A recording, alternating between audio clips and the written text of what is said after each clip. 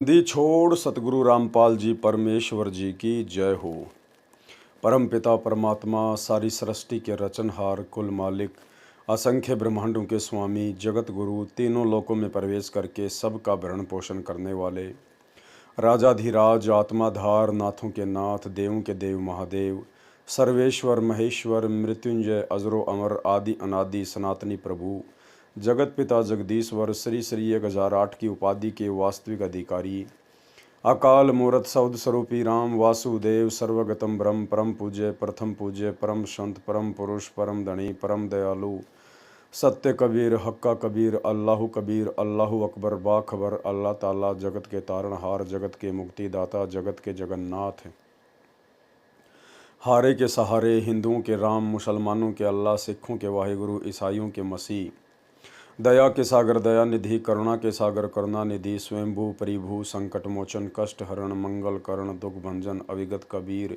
निर्विकार निर्विषम परमात्मा अलय अलेख सतगुरु आदि अनादि सतगुरु असली मर्यादा पुरुषोत्तम असली राम असली कृष्ण असली घनश्याम असली मुरारी राजाओं के राजा महाराजाओं के महाराजा शहंशाहों के शहंशाह सम्राटों के सम्राट भगवानों के भगवान अल्लाहों के अल्लाह प्रभुओं के प्रभु मसीहों के मसीह सच्चे वाहि गुरु बाबाओं के बाबा पीरों के पीर सेठों के सेठ जगत सेठ सावड़सा सेठ सर्वगुण संपन्न अनंत कोटि कलाओं के स्वामी अनंत कोटि ब्रह्मांडों के नायक योगियों में महायोगी ध्यानियों में महाध्यानी सिद्धों में परम सिद्ध ज्ञानियों में तत्व ज्ञानी ब्रह्म ज्ञानी महाज्ञानी परम ज्ञानी सर्वश्रेष्ठ ज्ञानी विज्ञानी युवा कबीर समृत कबीर असंवाद अमित ओझा सच्चे रहनुमा करीम अल्लाह सुबहान अल्लाह दुनिया के अंतिम पैगंबर 8 सितंबर 1951 से गांव धनाना जिला सोनीपत हरियाणा भारतवर्ष की पावन भूमि पे प्रकट रियल कल की भगवान श्री नारायण साकार हरि श्री बाबा साहेब गरीब निवाज संत श्रोमणी सतगुरु रामपाल जी परमेश्वर जी के चरण कमल में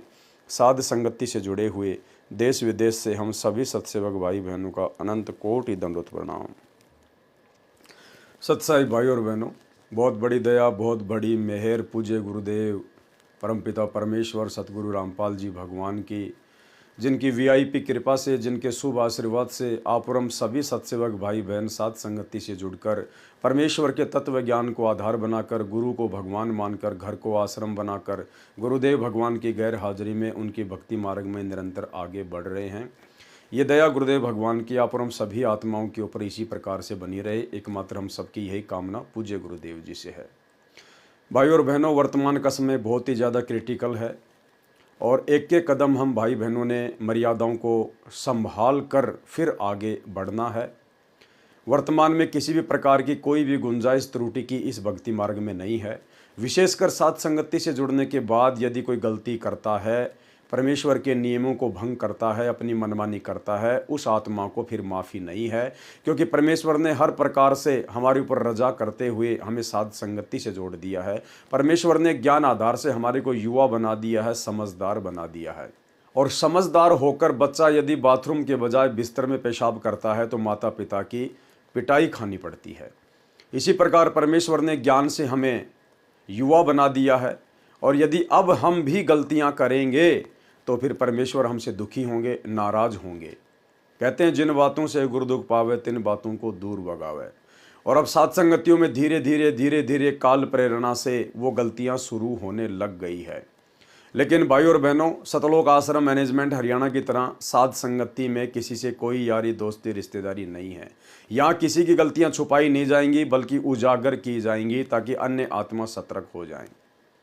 दास निष्पक्ष भाव से, चाहे पवन दास कोई गलती करे या मेरे परिवार का कोई मेंबर गलती करे या मेरे साथ में रहने वाला भगत कोई गलती करे, दास निष्पक्ष भाव से उसी समय सर्व संगत के सामने उन गलतियों को उजागर करेगा ताकि आगे से कोई भी आत्मा उस प्रकार की गलती ना करे और अपनी मर्यादाओं को बचाए। अब दास जो कहेगा वो सत्य कहेगा। अब उसके बाद फिर वो आत्मा जो मर्यादा तोड़ बैठी हैं, जब उनके नाम साध संगति में उजागर होने लगते हैं, फिर वो मुझ पवन दास से राग द्वेष ईर्ष्या करने लग जाते हैं। तो भाई और बहनों, चाहे आप मुझसे राग द्वेष ईर्ष्या करो, चाहे आप मुझसे प्रेम करो, मुझे कोई फ़र्क नहीं पड़ता है। मैं ड्यूटी अपने गुरुदेव भगवान की कर रहा हूँ और जैसा उन्होंने मुझे निर्देशित किया है, जो सत प्रेरणा करते हैं, दास केवल वही करेगा और उतना ही करेगा। ना मुझे संगत में किसी से कोई विशेष प्यार प्रेम और लगाव है, ना मेरा किसी से कोई वैर भाव है। परमात्मा कहते हैं, कबीर खड़ा बाजार में मांगे सबकी खैर, ना काहूँ से दोस्ती ना काहूँ से बैर।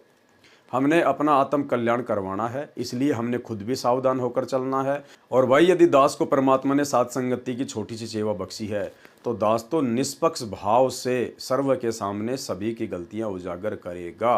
और ये आप लोगों की भी परीक्षा होगी कि आप अपनी ही गलतियों को अपने सामने उजागर होता देखकर सामने वाले से राग द्वेष ईर्ष्या करते हो, या परमेश्वर को दंडवत प्रणाम करके नाक रगड़ के क्षमा याचना करके आगे से गलतियां ना करने की भीख मांगते हो।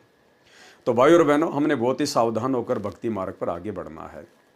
परमेश्वर की दया से कबीर सागर के सरलार्थ के ऊपर वीडियो बनाने की श्रृंखला जारी है। इसी श्रृंखला में आज हमारा ये 5वें नंबर का वीडियो है। पिछले 4 वीडियो में आप और हम भाई बहनों ने भक्ति मार्ग के विषय में बहुत कुछ जाना, पहचाना। परमेश्वर की दया से हमारा विश्वास भक्ति मार्ग पर आगे बढ़ता ही जा रहा है। आज के वीडियो में परमात्मा ने धर्मदास जी की बहुत सारी शंकाओं का समाधान, गीता जी के बहुत सारे अध्यायों का व श्लोकों का जिक्र करते हुए किया। आज के वीडियो में परमात्मा ने धर्मदास जी की बहुत सारी शंकाओं का समाधान, गीता जी के बहुत सारे अध्यायों का व श्लोकों का जिक्र करते हुए किया है। परमेश्वर के कर कमल से कबीर सागर के सरलार्थ का अनुवाद हुआ है, सरलार्थ हुआ है। आप और हम भाई बहनों की जिम्मेदारी बनती है, आप और हमारा यह फर्ज बनता है कि गुरुदेव भगवान के कर कमल से लिखित होने के कारण हम इसको पूरा पढ़ें, ध्यान से पढ़ें।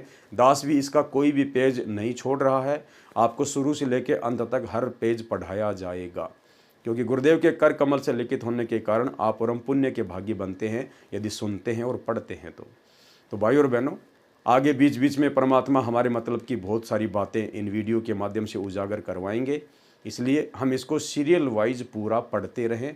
तो आज हम धर्मदास जी की गीता जी के कुछ अध्यायों को लेकर शंका समाधान के विषय में पढ़ेंगे। तो कबीर सागर का सरलार्थ और पेज नंबर है 51, हम यहाँ से शुरू करेंगे। गीता ज्ञानदाता ब्रह्म है, ये 1000 हाथ पैर वाला है। इसका सहस्त्र कमल है, अर्थात 1000 पंखड़ियों वाला कमल है। गीता अध्याय 11 श्लोक 46 में अर्जुन ने कहा कि हे सहस्त्र बाहु, 1000 हाथों वाले, आप चतुर्भुज रूप में आइए। इससे सिद्ध हुआ कि गीता ज्ञानदाता केवल 1000 भुजाओं वाला है। इसलिए गीता अध्याय 13 श्लोक 13 में गीता ज्ञानदाता अपने से अन्य सब और हाथ पैर वाले, सब और नेत्र सिर और मुख वाले और सब और कान वाले परमात्मा की महिमा कर रहा है। देखो भाई और बहनों, गीता ज्ञानदाता केवल 1000 भुजा का भगवान है, और वो गीता ज्ञानदाता भी 1000 भुजा का भगवान भी गीता अध्याय 13 श्लोक नंबर 13 में किसकी महिमा कर रहा है? गीता ज्ञानदाता अपने से अन्य सब और हाथ पैर वाले, सब और नेत्र और सिर मुख वाले, सब और कान वाले परमात्मा की महिमा कर रहा है। यानी कबीर परमेश्वर की, सतगुरु रामपाल जी भगवान की, जिनकी अनंत भुजाएं हैं, जिनकी अनंत आंखें हैं, जिनके अनंत कान हैं, अनंत मुंह हैं।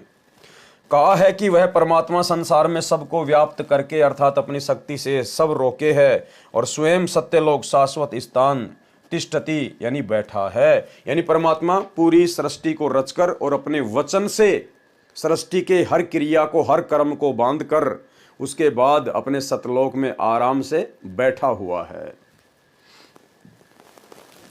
स्पष्ट हुआ कि गीता ज्ञानदाता से अन्य समर्थ परमात्मा है। यानी गीता ज्ञानदाता काल से अन्य एक समर्थ भगवान है। वही सब संसार का संचालन पालन करता है। वो परमात्मा क्या करता है? सारे संसार का संचालन करता है। 21 ब्रह्मांड भी उसी के अंतर्गत आ गया, और अक्षर पुरुष के 7 संग ब्रह्मांड भी उसी कबीर परमात्मा के अंतर्गत आ गए। यानी अक्षर पुरुष भी केवल परमात्मा का एक नौकर है, और ये धर्मराय 21 ब्रह्मांड का स्वामी ज्योति निरंजन भी परमात्मा का एक नौकर है। धर्मराय दरबानी चेरा, सुर असरों का करे निबेरा। वही सब संसार का संचालन पालन करता है। गीता अध्याय 13 श्लोक नंबर 13। गीता के अध्याय 13 श्लोक 14 में भी स्पष्ट है कि गीता ज्ञानदाता अपने से अन्य परमात्मा का ज्ञान करा रहा है। भाई क्यों वो अपने से अन्य परमात्मा का ज्ञान करवाएगा? आपने पिछले वीडियो में सब कुछ देख लिया, जान लिया, पहचान लिया। ये सारी लीला कबीर परमात्मा सतगुरु रामपाल जी खेल रहे थे और नाम रख दिया काल भगवान का, ज्योति निरंजन का। अन्यथा वो तो परमात्मा की जानकारी को मिटाने में लगा रहता है। भला वो परमात्मा की जानकारी हम जीव आत्माओं को कैसे बताएगा? अपने से अन्य भगवान के बारे में क्यों बताएगा? गीता के अध्याय 13 श्लोक 14 में भी स्पष्ट है, गीता ज्ञानदाता अपने से अन्य परमात्मा का ज्ञान करा रहा है, यानी कबीर परमेश्वर सतगुरु रामपाल जी का ज्ञान करा रहा है। कहा है संपूर्ण इंद्रियों के विषय को जानने वाला अर्थात अंतर्यामी है, सब इंद्रियों से रहित है, अर्थात परमात्मा की इंद्रियां हम मानव तथा अन्य प्राणियों जैसी विकार ग्रस्त नहीं है। सतगुरु रामपाल जी परमेश्वर जी की इंद्रियां, पहली बात तो आप और हमारे जैसा इनका शरीर नहीं है, और जैसा भी है इनकी इंद्रियां जो हमें दिखाई देती हैं, जो विदेह रूप में दिखाई देती है, जैसे हम तो देह रूप में हैं, हमारे तो हाड़ मांस का शरीर है, परमेश्वर का विदेह शरीर होता है। विदेह यानी दिखाई मनुष्य जैसा देता है, लेकिन अंदर से उसमें वो कबाड़ नहीं भरा होता। अंदर से परमात्मा के शरीर में ये हाड़ मांस, लार, थूक, चाम, गुदा, मांस, ये सब कुछ नहीं होता है। यानी परमेश्वर को कोई भी गुण नहीं सताता है, कोई भी गुणों का प्रभाव या कोई भी जो उन गुणों की जो प्रकृतियां हैं वो परमेश्वर के ऊपर असर नहीं डालती हैं। वह परमात्मा आसक्ति रहित है। ध्यान से सुनना भाई और बहनों, वह परमात्मा आसक्ति रहित है। आसक्ति यानी किसी भी चीज में उस परमेश्वर की इच्छा नहीं है। इस काल लोक की किसी भी चीज में या किसी भी लोक की किसी भी चीज में परमात्मा की जरा भी आसक्ति या रुचि नहीं है। वह परमात्मा आसक्ति रहित है, अर्थात वह इस काल लोक 21 ब्रह्मांडों की किसी वस्तु या पदार्थ में आसक्ति नहीं रखता। और भाई और बहनों, यदि हमने उस आसक्ति रहित परमेश्वर को प्राप्त करना है, उसके सतलोक को प्राप्त करना है, तो हमने भी 21 ब्रह्मांड की किसी भी वस्तु से आसक्ति रहित होना पड़ेगा। इस नश्वर 21 ब्रह्मांड की प्रत्येक वस्तु को नश्वर ही जानकर हमने यहाँ पर किसी भी वस्तु में मोह ममता नहीं करनी है।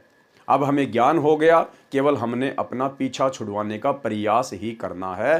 क्योंकि परमेश्वर कहते हैं गुरु को कीजिए दंडवत कोटि कोटि प्रणाम, और कीट न जाने भृंग को गुरु कर ले आप सम्मान। गुरु अपने शिष्य को अपने जैसा बनाकर ही सतलोक लेकर जाएगा। तो गुरु का क्या गुण है? आसक्ति रहित है। 21 ब्रह्मांड की किसी भी वस्तु में गुरु की कोई आसक्ति नहीं है। इसी प्रकार हमने भी यदि अपने गुरु को प्राप्त करना है, उस आसक्ति रहित परमेश्वर को प्राप्त करना है, उसके परम धाम को प्राप्त करना है, तो हमने भी इस नश्वर लोक में जीते जी यहाँ की किसी भी चीज में आसक्ति नहीं बनानी है कि ये मेरा है ही नहीं, ये मेरा है ही नहीं, मैं कुछ सतलोक से लेकर आया ही नहीं, ये तो नश्वर है, नष्ट होने वाला है। हमने तो अमर सतलोक प्राप्त करना है, हमने तो सतलोक में आसक्ति लगानी है जहां हम परमानेंट रहेंगे। वह परमात्मा आसक्ति रहित है, अर्थात वह इस काल लोक 21 ब्रह्मांडों की किसी वस्तु या पदार्थ में आसक्ति नहीं रखता, क्योंकि उस परमेश्वर का सत्यलोक इस काल के क्षेत्र से असंख्यों गुना उत्तम है। क्योंकि परमेश्वर का जो सतलोक है उसमें सर्व सुख है, सर्व पदार्थ हैं, अविनाशी पदार्थ हैं। इसलिए हमने यहाँ से आसक्ति हटाकर अपने सतलोक में लगानी है। इसलिए वह परमात्मा आसक्ति रहित कहा है। वही सबका धारण पोषण करने वाला है। यही प्रमाण गीता अध्याय 15 श्लोक 17 में भी है। वह परमात्मा निर्गुण है, परंतु सगुण होकर ही अपना महत्व दिखाता है। इसको थोड़ा ध्यान से पढ़ने की आवश्यकता है भाई और बहनों। वह परमात्मा, कौन परमात्मा? कबीर परमात्मा निर्गुण है, परंतु सगुण होकर ही अपना महत्व दिखाता है। यानी परमेश्वर आत्माओं को विशेष लाभ कब देता है? जब वो परमात्मा सतगुरु रूप में धरती पर प्रकट होता है, निर्गुण से सरगुण रूप धारण करता है। उदाहरण के लिए जैसे आम का पेड़ आम के बीज या गुटली में निर्गुण अवस्था में होता है। एक आम का पेड़ आम की गुटली से ही बनता है, आम के बीज से ही बनता है। उस बीज में वो आम का पेड़, वो 10-15 मीटर ऊंचा आम का पेड़ उस बीज के अंदर निर्गुण रूप में है। उस बीज के अंदर वो पेड़ हमें किसी प्रकार का कोई लाभ नहीं दे सकता, कोई फायदा नहीं दे सकता। हम उस बीज को खाकर आम का स्वाद प्राप्त नहीं कर सकते। लेकिन जब उस बीज को जमीन में बीजा जाता है, उसके बाद धीरे धीरे उससे पौधा बनता है, फिर पेड़ बनता है और वो सगुण रूप में आ जाता है। उस बीज के अंदर जो आम का पेड़ था निर्गुण रूप में, फिर उस विधि से फिर वो सरगुण रूप में आ जाता है, और जब वो सरगुण रूप में आता है पूरा पेड़ बन जाता है, फिर उसके आम लगते हैं, फिर हमें वो आम खाने को मिलते हैं, हमें उस आम के पेड़ का विशेष महत्व प्राप्त होता है। उदाहरण के लिए जैसे आम का पेड़, आम के बीज गुठली में निर्गुण अवस्था में होता है, उस बीज को जब बीजा जाता है तब वह पौधा फिर पेड़ रूप में सरगुण होकर अपना महत्व प्रकट करता है। परंतु परमात्मा सत्यलोक में सरगुण रूप में बैठा है, क्योंकि परमात्मा ने अपने वचन शक्ति से सर्व सृष्टि रचकर विधान बनाकर छोड़ दिया। और भाई और बहनों, जहाँ तक दास की बुद्धि काम कर रही है, यहाँ पर ये प्रिंट करवाते समय थोड़ा सा मिसप्रिंट हो गया है। परंतु परमात्मा सत्यलोक में सरगुण रूप में, सतलोक में गुरुदेव ने बताया कि परमात्मा निर्गुण रूप में रहता है। निर्गुण रूप में गरीब निर्गुण सरगुण एक है, दूजा ब्रह्म विकार, निर्गुण साहिब आप है और सरगुण संत विचार। तो जहाँ तक दास की बुद्धि काम कर रही है, यहाँ पर निर्गुण होना चाहिए, परंतु वह परमात्मा सत्यलोक में निर्गुण रूप में बैठा है, क्योंकि परमात्मा ने अपने वचन शक्ति से सर्व सृष्टि रचकर विधान बनाकर छोड़ दिया। उस परमात्मा के विधान अनुसार सर्व प्राणी तथा नक्षत्र बनते बिगड़ते रहते हैं, जीव कर्मानुसार जन्मते मरते रहते हैं। परमात्मा को कोई टेंशन नहीं है। परंतु जब परमात्मा पृथ्वी पर प्रकट होता है, उस समय सर्व गुणों को भोगता है। जैसे आम के वृक्ष को तो निर्गुण से सरगुण होने में बहुत समय लगता है, परंतु परमात्मा के लिए समय सीमा नहीं है। वे तो क्षण में निर्गुण, अगले क्षण में सरगुण हो जाते हैं। यानी 1 सेकंड में परमात्मा सतलोक से धरती पर सतगुरु रूप में प्रकट हो जाता है, सतलोक में निर्गुण रूप में रहता है, और यहाँ 1 क्षण में प्रकट होकर सरगुण रूप धारण कर लेता है। उस परमेश्वर की कोई समय सीमा नहीं है। आम के बीज का उदाहरण तो केवल आप और हमें समझाने के लिए दिया गया है, लेकिन परमेश्वर को निर्गुण से सरगुण होने में आम के पेड़ की तरह इतना समय नहीं लगता है। परमात्मा कहते हैं, गोता मारूं सुर्ग में जा बैठूं पाताल, गरीब दास ढूंढता फिरूं अपने हीरे मोती लाल। इससे भी सिद्ध हुआ कि गीता ज्ञान दाता से अन्य कोई सबका धारण पोषण करने वाला परमात्मा है। गीता अध्याय 13 श्लोक 15-16 में भी यही प्रमाण है। गीता ज्ञानदाता ने कहा कि जैसे सूर्य दूर स्थान पर स्थित होते हुए भी यहाँ पृथ्वी पर अपना प्रभाव बनाए है, उसी प्रकार परमात्मा सत्यलोक में स्थित होकर भी सर्व ब्रह्मांडों पर अपनी शक्ति का प्रभाव बनाए हुए है। सर्व चर अचर भूतों के बाहर भीतर है, चर अचर भूतों के बाहर भीतर है, यानी जीवों के बाहर भीतर है। इसी प्रकार सूक्ष्म होने से हम उसको चरम दृष्टि से देख नहीं पाते, इसलिए अविज्ञ अर्थात हमारे ज्ञान से परे है, तथा वही परमात्मा हमारे समीप में तथा दूर भी वही स्थित है। परमात्मा तो दूर सत्यलोक शाश्वत स्थान में है, उसकी शक्ति का प्रभाव प्रत्येक के साथ है। गीता अध्याय 13 श्लोक 15 का ये निष्कर्ष है। जैसे सूर्य दूर स्थित है, परंतु पृथ्वी के ऊपर प्रत्येक प्राणी को अपने साथ दिखाई देता है। जैसे एक स्थान पर कई घड़े जल के भरे रखे हैं, तो सूर्य प्रत्येक में दिखाई देता है, टुकड़ों में नहीं दिखाई देता। इसी प्रकार परमात्मा उस व्यक्ति को दिखाई देता है।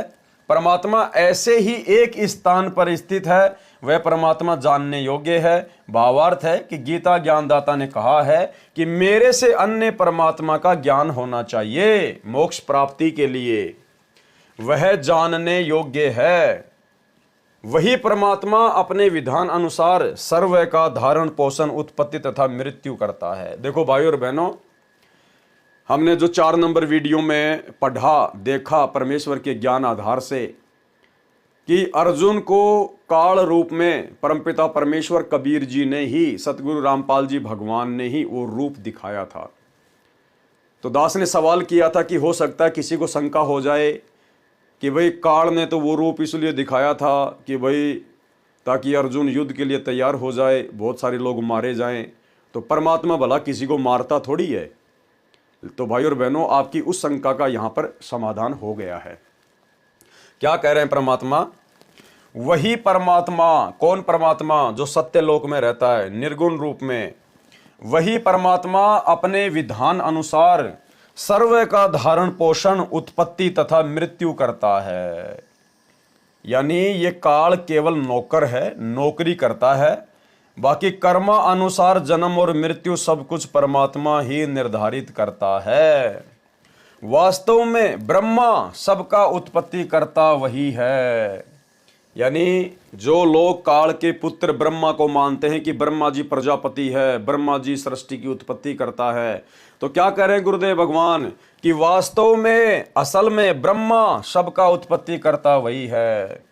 वास्तव में विष्णु सबका धारण पोषण करने वाला वही है। कौन? कबीर परमात्मा। और वास्तव में शंकर अर्थात सबका संहार करने वाला, सबको मारने वाला भी वही परमात्मा है। यानी भाइयों और बहनों, सारे खेल ये परमात्मा के ही किए हुए हैं और सारे खेल परमात्मा ही करता है। इसीलिए परमात्मा कहते हैं कि सारे खेल हमने किए और जो हमसे मिले वो निश्चय जिए। परमात्मा कहते हैं यहाँ सारे कार्य ब्रह्मा विष्णु महेश के रूप में, काल के रूप में, दुर्गा के रूप में, अक्षर पुरुष के रूप में, सारे कार्य परमात्मा ही करता है और नाम उनका बना रहता है। सारे काम हमने किए और हमसे मिले वो निश्चय जिए। हमसे मिले यानी जो उस कबीर परमात्मा की शरण में आ जाता है, जब वो भगवान सतगुरु रूप में धरती पर प्रकट होता है, उस समय जो उसकी शरण में आ जाता है, जो उससे मिल लेता है, उसके ज्ञान को समझ लेता है, भक्ति करता है, फिर वो निश्चय जिए, फिर वो सतलोक चला जाता है, फिर वो कभी नहीं मरता, हमेशा जीवित रहता है, अमर हो जाता है। वही परमात्मा अपने विधान अनुसार सभी का धारण पोषण उत्पत्ति तथा मृत्यु करता है। वास्तव में ब्रह्मा सबका उत्पत्ति करता वही है। वास्तव में विष्णु सबका धारण पोषण करने वाला वही है। वास्तव में शंकर सबका संहार करने वाला वही है। अन्य ब्रह्मा विष्णु तथा शंकर तो केवल एक ब्रह्मांड के कर्ता धर्ता है, परंतु वह परमात्मा तो सर्व ब्रह्मांडों का ब्रह्मा विष्णु तथा शंकर रूप में अकेला ही है। जैसे भारतवर्ष में केंद्र का भी गृह मंत्री होता है तथा राज्यों में भी गृह मंत्री होते हैं। इससे सिद्ध हुआ कि गीता ज्ञानदाता ने अपने से अन्य समर्थ परमात्मा की महिमा बताई है। गीता ज्ञानदाता से अन्य कोई पूर्ण परमात्मा है? गीता अध्याय 13 श्लोक 16, गीता अध्याय 13 श्लोक 17 में गीता ज्ञानदाता ने अपने से अन्य परमात्मा की महिमा कही है, जो इस प्रकार है। वह दूसरा परमात्मा परम ब्रह्म सब ज्योतियों का भी ज्योति है, अर्थात सर्व प्रकाश स्रोत है। उसी अन्य समर्थ परमात्मा की शक्ति से सब प्रकाशमान है। काल क्या कह रहा है कि मेरे से अन्य कोई और परमात्मा है जो समर्थ है, जो सभी प्रकाशों का स्रोत है, और उसी अन्य समर्थ परमात्मा की शक्ति से सब कुछ चलायमान है, सब कुछ संचालित हो रहा है। और उस परमात्मा का प्रकाश सर्व से अधिक है, यानी सबसे ज्यादा नूर है उस परमात्मा का। उसकी शक्ति का कोई वार पार नहीं है। वह परमात्मा माया से अति परे कहा जाता है। वास्तव में निरंजन वही है। निरंजन यानी माया रहित परमात्मा तो वास्तव में कबीर भगवान सतगुरु रामपाल जी हैं। जो गीता ज्ञानदाता है यह माया सहित ज्योति निरंजन कहा जाता है। जो काल है ये तो माया सहित है, ये तो माया में लिप्त है, और जो कबीर भगवान है वो वास्तव में माया रहित है, निरंजन है। और ये काल को कहते हैं ज्योति निरंजन, और परमात्मा को कहते हैं निरंजन, निरंजन माया रहित। और काल क्या है? ज्योति निरंजन, ये माया सहित परमात्मा है। वह परमात्मा ज्ञान का भंडार है, वह जानने योग्य है, यानी उस परमात्मा को जानना चाहिए, उसकी पहचान करनी चाहिए। वह ज्ञान गम्यम तत्व ज्ञान द्वारा प्राप्त होने योग्य है। इस गीता अध्याय 13 श्लोक 17 में मूल पाठ में ज्ञानम ज्ञेयम ज्ञान गम्यम लिखा है, जिसका भावार्थ है कि ज्ञानम जो ज्ञान परमात्मा स्वयं पृथ्वी पर प्रकट होकर तत्व ज्ञान अपने मुख कमल से बोलता है, इसलिए वह ज्ञान रूप है, अर्थात ज्ञान का भंडार है। देखो भाइयों और बहनों, बिल्कुल स्पष्ट कर दिया है। गुरुदेव भगवान अपने मुख से इतना खुलकर नहीं बताएंगे, क्योंकि परमात्मा ज्ञान से अपनी पहचान करवाना चाहते हैं। और परमेश्वर ने यहाँ अपने विषय में खुलकर बताने में कोई कमी नहीं छोड़ी है कि तत्वदर्शी संत कौन होता है, तत्व ज्ञान कौन देता है, कौन दे सकता है। जो ज्ञान यानी जो तत्व ज्ञान परमात्मा स्वयं, परमात्मा कबीर जी खुद ही पृथ्वी पर प्रकट होकर तत्व ज्ञान अपने मुख कमल से बोलता है, यानी कबीर परमात्मा ही तत्व ज्ञान को अपने मुख कमल से धरती पर प्रकट होकर बोलते हैं। तो वर्तमान में उसी तत्व ज्ञान को 8 सितंबर 1951 से धरती पर प्रकट होकर कौन बोल रहा है? सतगुरु रामपाल जी परमेश्वर जी बोल रहे हैं। तो कौन हुए सतगुरु रामपाल जी परमेश्वर? स्वयं परमेश्वर हुए, कबीर भगवान हुए, अविनाशी अजरो अमर परमात्मा हुए।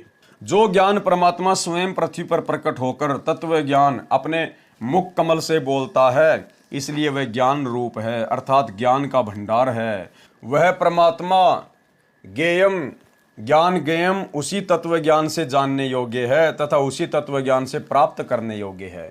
वह परमात्मा सभी प्राणियों के हृदय में स्थित है, जैसे सूर्य दूर स्थान पर होते हुए भी प्रत्येक घड़े के जल में दिखाई देता है। वह उन घड़ों में नहीं है, परंतु घड़ों के ऊपर अपना प्रभाव रखता है, उष्णता देता है।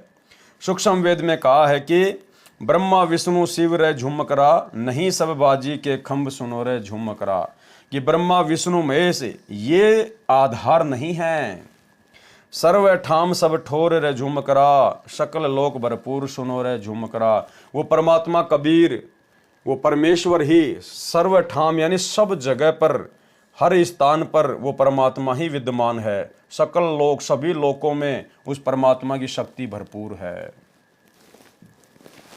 यही प्रमाण गीता अध्याय 18 श्लोक 61 में भी है। कहा है कि हे अर्जुन, शरीर रूप यंत्र में आरूढ़ हुए संपूर्ण प्राणियों को अंतर्यामी परमेश्वर अपनी माया अर्थात अपनी शक्ति से उनके कर्म अनुसार भ्रमण करवाता है।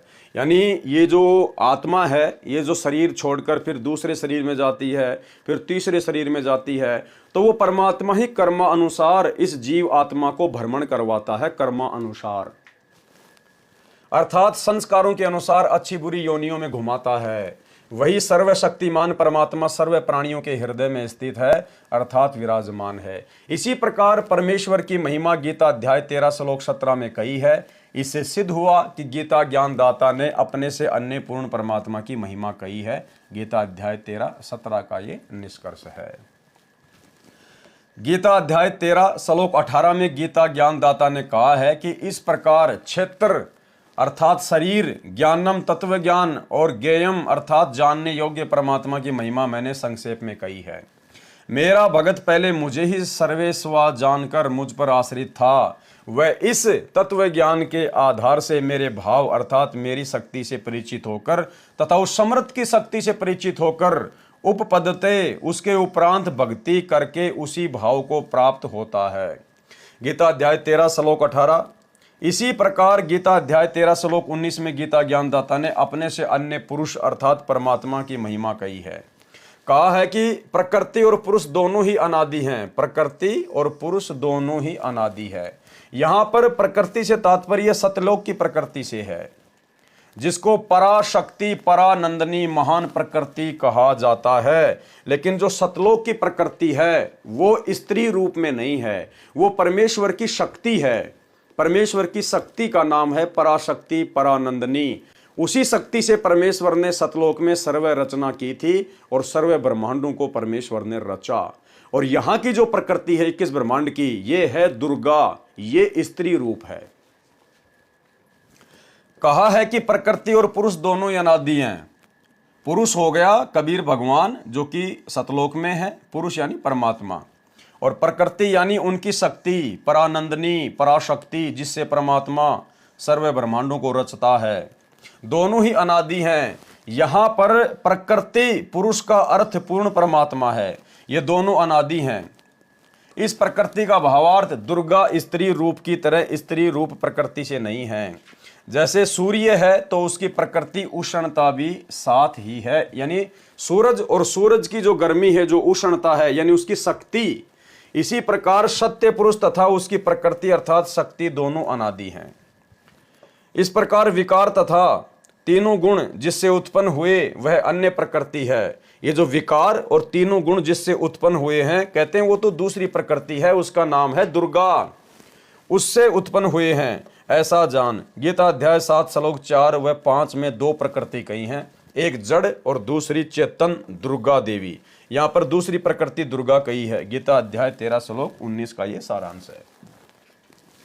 गीता अध्याय 13 श्लोक 20 में भी अन्य पुरुष यानी परमात्मा का वर्णन है। गीता प्रेस गोरखपुर से प्रकाशित गीता के इस श्लोक के अनुवाद में पुरुष का अर्थ परमात्मा होता है। गीता अध्याय 13 श्लोक 20 का भावार्थ अनुवाद देखें गहरी नजर गीता में, जो हमारी वेबसाइट पर देखी व डाउनलोड की जा सकती है। वेबसाइट का नाम है www.jagatgururampalji.org। गीता अध्याय 13 श्लोक 21 में भी अन्य पुरुष यानी परमात्मा का वर्णन है।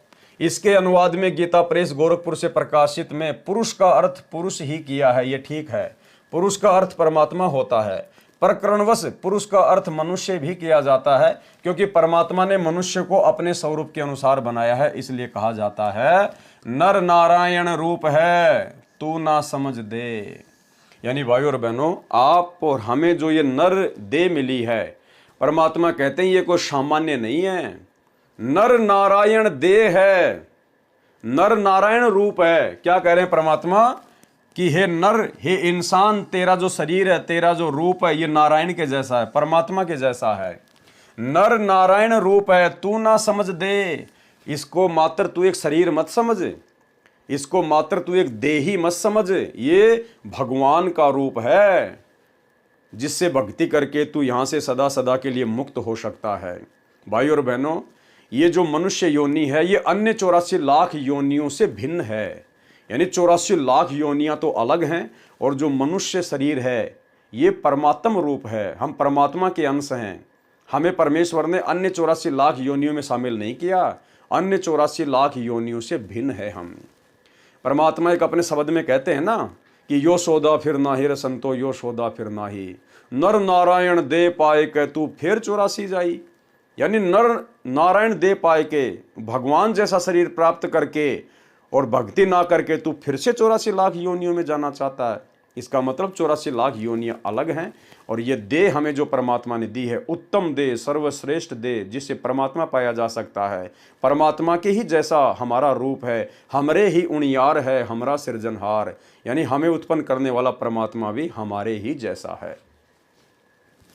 नर नारायण रूप है तू ना समझ दे।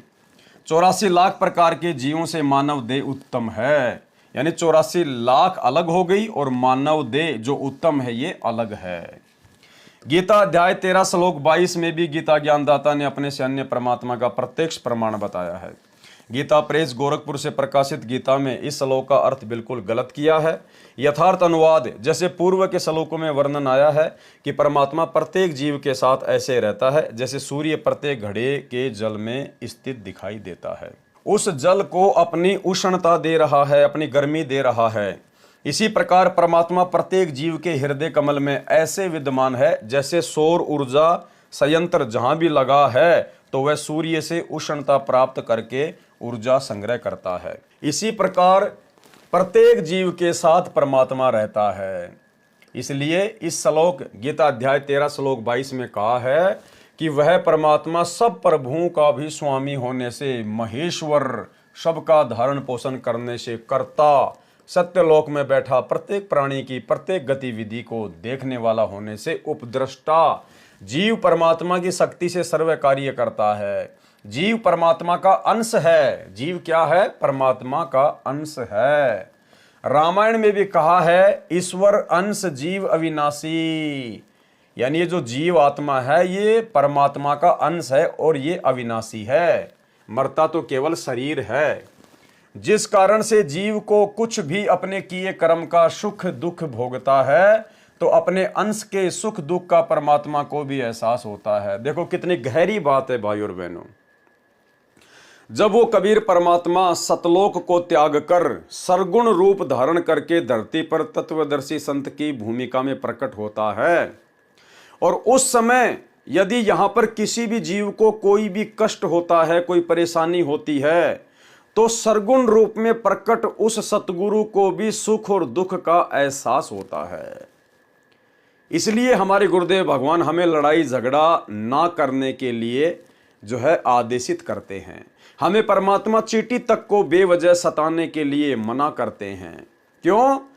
क्योंकि चाहे कोई उनकी शरण में है या नहीं है, चाहे कोई मनुष्य देह में है या अन्य योनियों के देह में है, जब परमात्मा सतगुरु रूप में धरती पर प्रकट होता है सरगुण रूप में और हम सभी उसके अंश हैं, चाहे गधा, कुत्ता, सुअर, कीट, पतंग, मक्खी, मच्छर, इंसान, हम सब उस परमेश्वर के अंश हैं।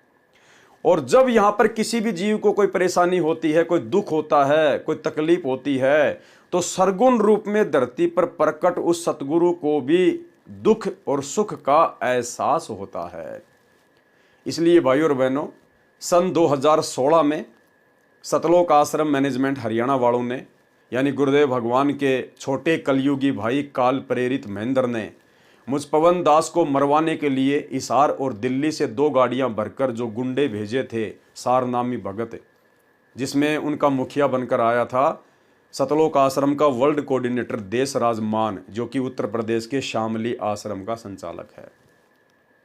ये 10-12 लोग मुझ पवन दास को जानवर की तरह बेसबॉल से, हॉकी से, रोड़ों से मार कर गए थे, पीट कर गए थे।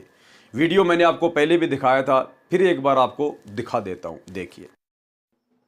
छोड़ सतगुरु रामपाल जी महाराज जी की जय हो। परमात्मा की सही क्या हुआ था, ये करीब आज 2-3 दिन से यहाँ बैठे हैं ये लोग। दास के पास में जो प्रवेश भगत है दिल्ली वाला, क्लिप ले रहे हैं, मैं कर रहा हूं। उसका दास के पास में फोन आया था 2 दिन पहले कि हम आपसे जयपुर में मिलना चाहते हैं, हम आपसे मीटिंग करना चाहते हैं, और आप ये जो बरवाला कांड की जो सच्चाई की जो पुस्तक आपने छापी है, जो कलयुगी भाई की साजिश बरवाला कांड, इसको आप भक्तों में बांटना बंद कर दो और आप जाके एक बार आप गुरुजी से मिल लो, हम आपको गुरुजी के पास में लेके चलेंगे।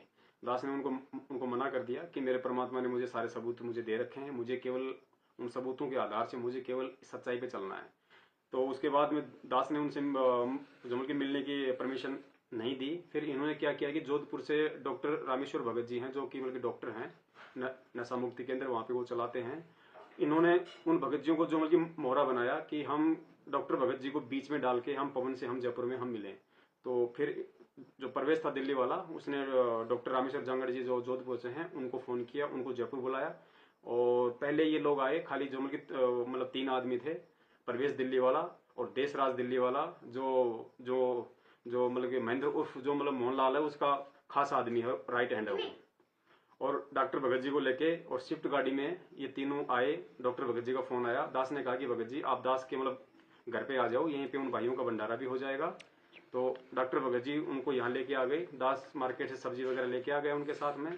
वहाँ आए, बैठे, परमात्मा ने मतलब उनको चाय पिलवाई। उसके बाद में भक्तमती उनके लिए भंडारा तैयार करने लग गई और हम तीनों की आपस में बातचीत होनी शुरू हो गई। वो दास को सबूतों के आधार से कन्विंस नहीं कर पाए। अंत में देशराज भगत जी 10-15 मिनट बाद में यहाँ से उठ के बाहर चले गए। बाहर जाके उन्होंने कुछ मतलब फोन वगैरह किया। उसके बाद में एक गाड़ी डीएल नंबर की और आई। गाड़ी का नंबर हम लोग जो मतलब देख नहीं पाए हम, खाली मतलब डीएल ही मतलब जो मतलब भगत जी बता रहे कि भगत जी ने देखा था कि खाली मतलब डीएल नंबर तक मुझे ध्यान है। और वो लोग यहाँ आए, उस गाड़ी में 5-6 लोग और आए तकरीबन। सारे लोग हथियारों से लैस थे, बेसबॉल, रोड और हॉकी थी उनके पास में। सारे लोग मतलब कि जूतू समेत मालिक के दरबार में यहाँ अंदर आ गए। और आते ही सबसे पहले उन्होंने दास को थप्पड़ मारा। थप्पड़ मारने के बाद में जितने भी जो लोग थे सबने दास के ऊपर ताबड़तोड़ हमला कर दिया। तकरीबन 7-8 मिनट तक उन्होंने दास को हॉकी, बेसबॉल और रोड से जो मतलब नीचे पटक के उन्होंने दास को बुरी तरीके से मारा है। आज बंदी छोड़ का पंजा दास के हाथ पे था, वरना पुण्यात्माओं जिस तरीके से वो दास को मार रहे थे, जो मतलब भैंसा नहीं बच पाता, भैंसा भी उनकी मार से मर जाता है, लेकिन साहिब की दया थी। और बीच में जो अपने जो डॉक्टर भगत जी हैं उन्होंने दास का बीच बचाव किया, नहीं तो वरना स्टूल उठा के वो लोग दास के जो सर पे भी जो है मारने की पूरी कोशिश कर रहे थे वो लोग। अब दास आप जी को थोड़ा सा पुण्यात्मा दिखाना चाहेगा कि कहाँ कहाँ दास के जो है मतलब बेसबॉल वगैरह से जो चोटें आई है। पुण्यात्मा यहाँ उन लोगों ने मारा है, पीछे कुछ हो सकता है पीठ पे भी दास की चोटें पड़ी हों। दूसरा इस तरफ यहाँ पे उन्होंने पूरा दास को बेसबॉल वगैरह से मारा है। नीचे भी लो। और उसके बाद में यहाँ देखिए पुण्यात्माओं, ये पैर दास का यहाँ से सूज रहा है, ये थोड़ा सा ऊपर ले बेटा, हाँ ऐसे यहाँ से इन्होंने किया है अच्छी तरीके से बेसबॉल से। उसके बाद में यहाँ पे इन लोगों ने मारा है, जहाँ जहाँ उनको मन में आया उस तरीके से पुण्यात्माओं उन लोगों ने दास के साथ में जानवर जैसा व्यवहार किया है। और जो डॉक्टर भगत जी हैं आप देखिए, उनका भी मतलब होठ जो है ऊपर से टूटा हुआ है, उनके वहां पे चोटें आई मतलब बचाव के दौरान। इधर लग गया भाई। पुण्यात्माओं, आप सभी मालिक की पुण्यात्माओं से दास की प्रार्थना है, ये सत्का मार्ग है। हमें इस मनवस जो मैनेजमेंट है उसकी किसी भी प्रकार की गिदड़ बबकी से हमें बिल्कुल नहीं डरना है। परमात्मा का मार्ग सत्य का है पुण्यात्माओं। विश्वास रखना, यकीन रखना, अंत में जीत सत्य की होगी। सत्य को परेशानी से गुजरना पड़ता है, उसको कसौटियों से गुजरना पड़ता है। और जिन गद्दारों ने, जिन मनवस लोगों ने हमारे सतगुरु देव जी को जेल में बैठा दिया, उनके साथ में गद्दारी कर दी, तो पुण्यात्मा आप और हमारे को कैसे वो लोग छोड़ेंगे। और इसका नमूना आप जी ने अच्छी तरीके से देख लिया है। परमात्मा दया करें, दास अभी थाने में जाके FIR करके आ गया है, क्योंकि इन लोगों ने भक्तमती को और दास के बच्चों को एक अलग से कमरे में जो कि बंद कर दिया था और उनको धमकी दी थी कि यदि आवाज निकाली तो हमारे से बुरा कोई नहीं होगा, जान से मार देंगे। उसके बाद में ये लोग दास के ऊपर हमला करने लगे। जब दास ने चिल्ला के अपने पड़ोसियों को आवाज लगाई तो पुण्यात्मा 10 मिनट बाद उसके बाद ये लोग यहाँ से निकले हैं। और दास अभी थाने में जाके डॉक्टर भगत जी के साथ में FIR करके आ गया है। सुबह दास का मेडिकल होगा, उसके बाद जैसे परमात्मा दया करें तो दास की सर्वसंगत से हाथ जोड़कर प्रार्थना है, पुण्यात्माओं ये सत का मार्ग है। आप ऐसी हरकतें इन लोगों की, वो सारनामी लोग थे वो जितने भी आए थे पुण्यात्माओं, आप इनकी हरकतों को देखो, आप इनके चाल चलन को देखो पुण्यात्माओं। हमें केवल सच्चाई की जो मतलब मार्ग पे चलना है। आप जी से निवेदन है, किसी भी तरीके से तन मन धन से आप इन मनवश लोगों का सहयोग जो बिल्कुल ना करें पुण्यात्माओं। हमारा यही पैसा और हमारा यही शारीरिक सहयोग गुरु जी को फंसाने में ये लोग काम में ले रहे हैं उल्टा। जैसी आपकी मर्जी, जैसे आपको परमात्मा प्रेरणा करें। दास परमात्मा का कुत्ता है, कुत्ते का काम पुण्यात्मा केवल भौंकना है, संदेश देना है। दास सतगुरुदेव जी के आशीर्वाद से जब तक दास के प्राण है पुण्यात्मा, दास ही सत्य भक्ति मार्ग से बिल्कुल नहीं हटेगा, क्योंकि परमात्मा ने दास को समझा रखा है कि बेटा तुमने तो क्या कुर्बानियां दी है, तुम क्या कुर्बानियां दे सकते हो।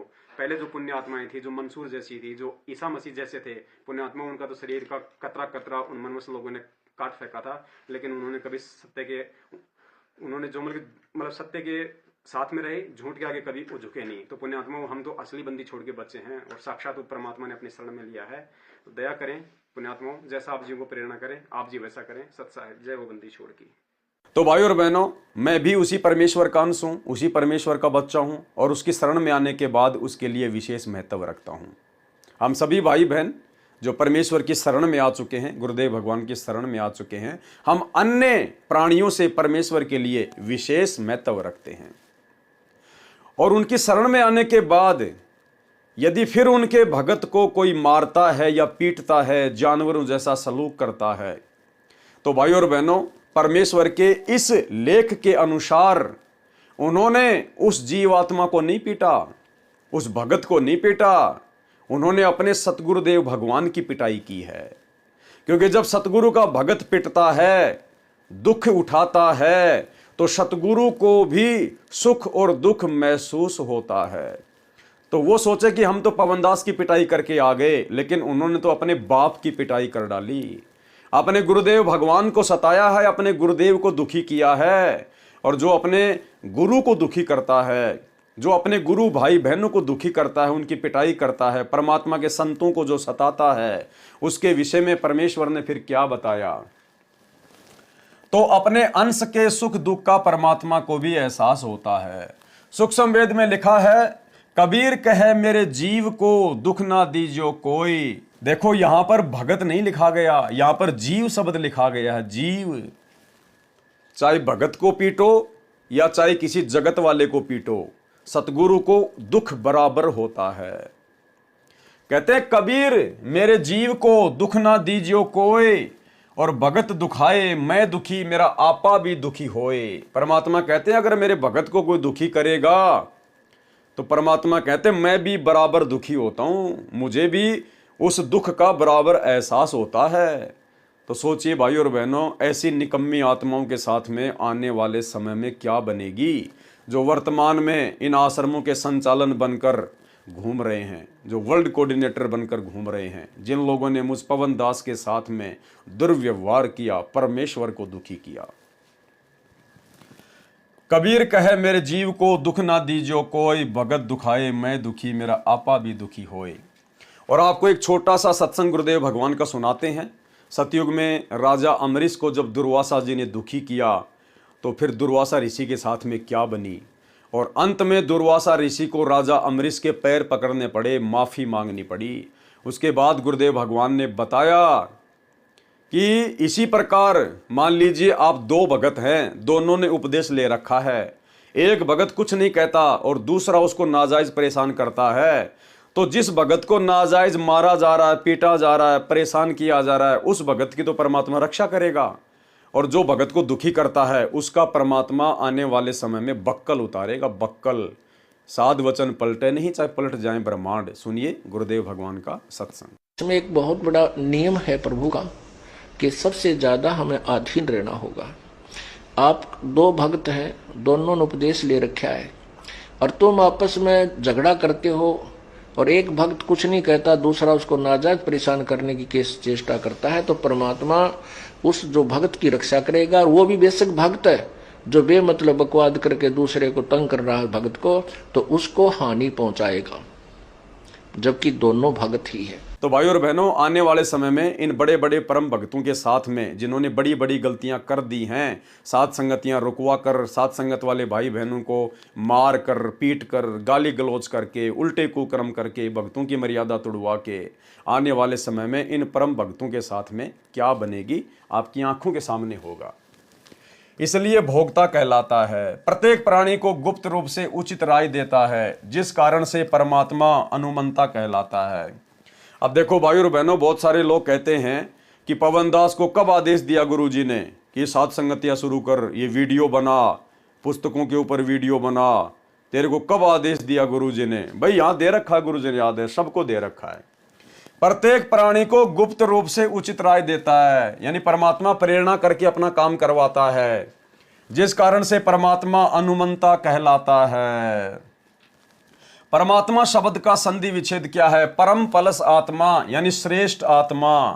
परमात्मा यदि कोई दुख का भोग भी देता है, सुख का भोग भी देता है, जैसे कर्म करेगा जीव वैसे अवश्य भोगेगा, तो वह परमात्मा नहीं हो सकता। यानी यहाँ पर परमात्मा काल के विषय में संकेत कर रहे हैं कि जो जैसे कर्म करेगा यदि उसको वैसा ही देगा तो फिर वो भगवान कैसे हुआ? भगवान तो वो होता है जो नीचे आकर जीव को कौन से कर्म करने चाहिए, कौन से कर्म नहीं करने चाहिए, और जब जीव भगवान के शरण में आ जाता है तो परमात्मा फिर उसके कर्मों को काट देता है, उसके कर्मों का सत्यानाश कर देता है, धर्मराज के कागजों को फाड़ देता है, उसको कहते परमात्मा। और जो जैसा किए जाएगा वैसा ही भोगे जाएगा, तो फिर वो परमात्मा नहीं है, वो तो फिर काल है, शैतान है कि सत का राज धर्म राय कर ही और अपना किया सबे दंड बरही। वह श्रेष्ठ आत्मा नहीं होता। जैसे इस काल ब्रह्म के लोक में विधान है कि जैसा कर्म करोगे वैसा फल आपको भगवान अवश्य देगा। तो ये प्रभु स्वामी तो है परंतु परमात्मा नहीं है। इस मानव शरीर में पर यानी दूसरा, पुरुष यानी परमात्मा जो जीव के साथ अभिन्न रूप से रहता है। जैसे सूर्य प्रत्येक को अपनी ऊर्जा देता है, उसी प्रकार ये दूसरा परमात्मा यानी कबीर परमात्मा उपरोक्त महिमा वाला है। जैसे सौर ऊर्जा से जो बल्ब जगता है उसमें सूर्य होता है, यानी सूर्य की ऊर्जा कार्य करती है। इसी प्रकार पूर्ण परमात्मा की भूमिका समझें। गीता अध्याय 13 श्लोक 23 में भी अन्य पुरुषम यानी परमात्मा बताया है। कहा है कि जो संत उपरोक्त प्रकार से पुरुषम परमात्मा प्रकृति तथा गुणों सहित जानता है, वह संत साधक सब प्रकार से परमात्मा में लीन वर्तमान में रहता हुआ पुनर्जन्म को प्राप्त नहीं होता, अर्थात उसका पूर्ण मोक्ष हो जाता है। यानी जो साधक इस काल को जान लेता है, इस प्रकृति को जान लेता है, इनके गुणों को जान लेता है, इनके कर्मों को जान लेता है और तत्व ज्ञान से उस पूर्ण परमात्मा की पहचान कर लेता है, और जो आजीवन मर्यादा में रह के भक्ति करता है, तो फिर वो काल के झंझट से मुक्त हो जाता है, मोक्ष प्राप्त हो जाता है, अर्थात उसका पूर्ण मोक्ष हो जाता है। गीता अध्याय 13 श्लोक 24 में भी अन्य परमात्मा का वर्णन है, जो गीता ज्ञानदाता से अन्य है। कहा है कि जो परमात्मा सूर्य के सदृश जीवात्मा के साथ अभेद रूप से रहता है, उसको साधक ध्यान द्वारा दिव्य दृष्टि से हृदय में देखते हैं, जैसे बिजली को टेस्टर द्वारा देख लेते हैं। अन्य साधक ज्ञान सुनकर विश्वास करके परमात्मा का अस्तित्व स्वीकार कर लेते हैं। यानी परमात्मा की पहचान करने की ये बहुत सारी विधि बताई गई है कि कोई तो अपने घट के अंदर अपनी भक्ति से, अपने ध्यान से परमात्मा को देख लेता है, उसकी शक्ति को देख लेता है, तो वो विश्वास कर लेता है, जैसे बिजली को टेस्टर द्वारा देख सकते हैं। दूसरे प्रकार के जो भगत है वो ज्ञान सुनकर विश्वास करके परमात्मा का अस्तित्व स्वीकार कर लेते हैं। कुछ एक भगत ऐसे हैं जो ज्ञान सुनकर और भगवान के अस्तित्व को स्वीकार कर लेते हैं कि हाँ भाई परमात्मा है, भगवान होता है, वो इस प्रकार से विश्वास कर लेते हैं। अन्य भक्तजन कर्म योगेन परमात्मा के कर्मों अर्थात लीलाओं को देखकर परमात्मा का अस्तित्व जान लेते हैं। जैसे संसार में लगभग 7 अरब जनसंख्या है, किसी का भी चेहरा एक दूसरे से नहीं मिलता, कवि ने कहा है, कई अरब बनाए बंदे आंख नाक हाथ लगाए, एक दूसरे के नाल कोई भी रल दे नहीं रलाए। यानी 7-8 अरब की जनसंख्या पूरे विश्व की है, लेकिन किसी भी मानव शरीरधारी स्त्री या पुरुष का चेहरा आपस में नहीं मिलता है। तो ये परमेश्वर का चमत्कार है, ये उसकी लीला है। तो कई लोग इस प्रकार से भी भगवान के ऊपर विश्वास कर लेते हैं कि भाई परमात्मा के बिना ये नहीं हो सकता, कोई तो शक्ति है, कोई तो परम शक्ति है जो ये सब कुछ कर रहा है। यह भी सिद्ध होता है कि कोई सर्वज्ञ शक्ति है, उसे परमात्मा कहा जाता है। कुछ भक्तजन परमात्मा के इस प्रकार के कार्य देखकर परमात्मा को मानते हैं। गीता अध्याय 12 श्लोक 25 में कहा है कि जो शिक्षित नहीं और जो न ध्यान करते हैं, न ज्ञान को समझ पाते हैं और न वे परमात्मा की संरचना से परमात्मा को समझ पाते हैं, वे अन्य शिक्षित विद्वान व्यक्तियों से परमात्मा की महिमा सुनकर मान लेते हैं कि जब यह शिक्षित और ज्ञानी व्यक्ति कह रहा है तो परमात्मा है। फिर वे उपासना करने लग जाते हैं। वे उसे सुनने के कारण परमात्मा के अस्तित्व को मानकर उपासना करने के कारण इस मृत्यु संसार से पार हो जाते हैं। गीता अध्याय 13 श्लोक 26 में तो इतना ही कहा है कि सर्व प्राणी क्षेत्र अर्थात दुर्गा के शरीर तथा क्षेत्रज अर्थात गीता ज्ञानदाता क्षर ब्रह्म के संयोग से उत्पन्न होते हैं। ध्यान रहे, गीता ज्ञानदाता ने गीता के इसी अध्याय 13 के श्लोक 1 में कहा है कि क्षेत्र तो शरीर को कहते हैं तथा जो शरीर के विषय में जानता है उसे क्षेत्रज कहते हैं। गीता अध्याय 13 श्लोक 2 में कहा है कि इस काल लोक 21 ब्रह्मांड के क्षेत्र में जितने प्राणी उत्पन्न होते हैं वे दुर्गा जी तथा काल भगवान के सहयोग से होते हैं, अर्थात नर मादा से काल प्रेरणा से काल सृष्टि उत्पन्न होती है। गीता अध्याय 13 श्लोक 27 में अन्य परमेश्वर स्पष्ट है जो गीता ज्ञानदाता से अलग है, भिन्न है। जैसे पूर्व के श्लोकों में प्रमाण सहित बताया गया है कि परमेश्वर प्रत्येक प्राणी के शरीर में हृदय में ऐसे बैठा दिखाई देता है जैसे सूर्य जल से भरे घड़ों में दिखाई देता है। इसी प्रकार इस श्लोक 27 में कहा है कि परमेश्वर हृदय में बैठा है। जब प्राणी का शरीर नष्ट हो जाता है तो भी परमेश्वर नष्ट नहीं होता। जैसे कोई घड़ा फूट गया, उसका जल पृथ्वी पर बिखर गया और पृथ्वी में समा गया, तो भी सूर्य तो यथावत है। इसलिए परमेश्वर अविनाशी है। जो संत परमात्मा को इस दृष्टिकोण से देखता है वह सही जानता है, वह तत्वज्ञानी संत है। इस श्लोक गीता अध्याय 13 श्लोक 27 में परमेश्वर शब्द लिखा है जिससे भी गीता ज्ञानदाता से अन्य परमात्मा का बोध होता है। आओ जाने परमेश्वर का संधि विच्छेद क्या है। परम प्लस ईश्वर यानी परमेश्वर, सर्वश्रेष्ठ भगवान। व्याख्या, ईश का अर्थ है स्वामी, प्रभु, मालिक। वर का अर्थ है श्रेष्ठ, पति। ईश तो गीता ज्ञानदाता है। क्षर पुरुष अर्थात क्षर ब्रह्म जो केवल 21 ब्रह्मांडों का ईश अर्थात भगवान है। ईश्वर कौन है? ईश्वर है क्षर पुरुष से श्रेष्ठ प्रभु, वह केवल 7 संग ब्रह्मांडों का प्रभु है। इसे अक्षर पुरुष तथा पर ब्रह्म भी कहा जाता है। और तीसरे नंबर पर है परम ईश्वर, परमेश्वर। ईश्वर अर्थात अक्षर पुरुष से परम अर्थात श्रेष्ठ है, जो असंख्य ब्रह्मांडों का प्रभु है, उसे परम अक्षर ब्रह्म भी कहा जाता है। गीता अध्याय 8 श्लोक 3 में प्रमाण है। गीता अध्याय 15 श्लोक 16-17 में 3 पुरुषों का वर्णन है। एक है क्षर पुरुष, ये गीता ज्ञानदाता ईश है, तथा अक्षर पुरुष ये ईश्वर है। तथा गीता अध्याय 15 श्लोक 17 में कहा है कि उत्तम पुरुष है, पुरुषोत्तम अर्थात वास्तव में सर्वश्रेष्ठ प्रभु। तो ऊपर के श्लोक गीता अध्याय 15 श्लोक 16 में कहे दोनों क्षर पुरुष तथा अक्षर पुरुष से भिन्न है, उसी को वास्तव में परमात्मा कहा जाता है। वही तीनों लोकों में क्षर पुरुष के 21 ब्रह्मांडों का क्षेत्र काललोक कहा जाता है तथा अक्षर पुरुष के 7 संग ब्रह्मांडों के क्षेत्र को परब्रह्म का लोक कहा जाता है। और ऊपर 4 लोकों सत्यलोक, अलखलोक, अगमलोक तथा अकय लोक का क्षेत्र अमरलोक परमेश्वर का लोक कहा जाता है। इस प्रकार 3 लोकों का यहाँ पर वर्णन है। इन तीनों लोकों में प्रवेश करके सबका धारण पोषण करता है, वह वास्तव में अविनाशी परमेश्वर है। गीता अध्याय 13 श्लोक 27 में परमेश्वर शब्द है जो गीता ज्ञानदाता से भिन्न सर्वशक्तिमान है, सर्व का पालन करता का बोधक है। गीता अध्याय 13 श्लोक 28 में भी गीता ज्ञानदाता से अन्य भगवान का प्रमाण है। इस श्लोक में ईश्वर शब्द परमेश्वर का बोधक है। जैसे ईश का अर्थ स्वामी, वर का अर्थ श्रेष्ठ। वास्तव में सबका ईश स्वामी तो परम अक्षर ब्रह्म है, वही श्रेष्ठ ईश है। इसलिए ईश्वर शब्द प्रकरणवश पूर्ण परमात्मा का बोधक है। यदि अन्य ईश नकली स्वामी नहीं होते तो ईश्वर तथा परमेश्वर शब्दों की आवश्यकता ही नहीं होती। इसलिए इस श्लोक में ईश्वर शब्द सत्य पुरुष का बोध जाने।